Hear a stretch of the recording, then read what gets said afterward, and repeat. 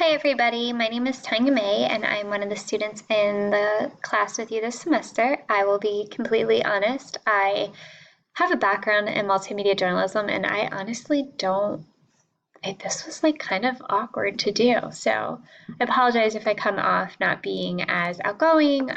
This is just different for me. So back to our assignment, I wanted to just overview what I wrote my paper on. So a lot of people have thought of different scholars and people who made impacts. And for me, I felt that Thomas Jefferson was somebody that had not only made an impact, but I felt that they specifically were not really known for all the things that they did. So, for instance, like Thomas Jefferson to me was the third president and one of the founders of the University of Virginia. And that was it. I never thought anything more of it. I knew he did some things with education, but I wasn't really sure like what he really accomplished. So I'm here to enlighten you. I hope that a lot of you will find information that you possibly didn't know, find a little bit more information, and I hope that it's very impactful. So as you can see in the background a little, I have Thomas Jefferson, the establishment of public school education. So this is actually an original photo. It was a artist that developed this photo of the University of Virginia. I'm going to see if I can do this. Okay. So my second slide, sorry, this is very different for me.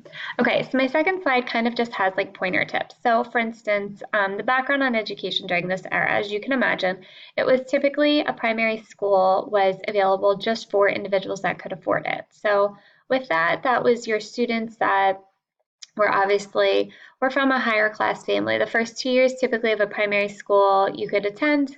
However, after that, you had to hope that your mother was educated. So the whole premise behind public school education and what Thomas Jefferson created was the fact that he wanted to have the socioeconomic status of those who were considered like poor or not wealthy to be able to move up and not be stuck in that just because that's where they were when they were born, but he wanted to give them opportunities. So with this, being open and free, he had decided that public school was going to be available for everybody.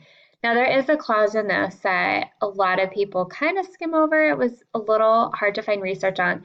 It was for free children. So with that, slavery was still obviously taking place, so not all students could attend. However, if they weren't slaves, they were able to attend. It was male and female, which also was very different because it was really not spoken about if females could attend. So his whole thought process was to have the individuals who couldn't attend it be able to attend public school. He wanted to expand the education in the primary and secondary schools. So with that, he wanted to not just teach them the basics, which is what they were used to being taught, which was reading and writing.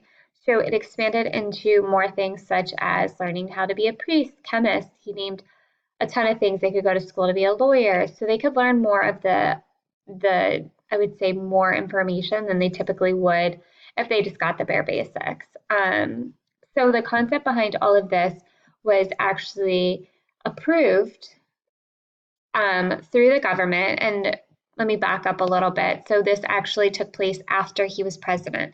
I feel like him being president kind of helped him understand really how politics worked and getting his foot in the door and kind of understanding where everybody was status-wise. So with that, as you can see on the side, I have, so the primary school and secondary school education, what everyone thought was not the reason why it didn't pass. He had multiple bills that he had set up was because of funding, and it actually was not the case. The reason was that the individuals didn't pass the bill because they did not agree with the fact that they didn't like that the poor could possibly move up or could be in the same classroom as their children or people that they knew. So that was the deterrence. After time took place, I mean, I'm kind of giving you a super brief version of everything. After everything took place, that's kind of when it got passed.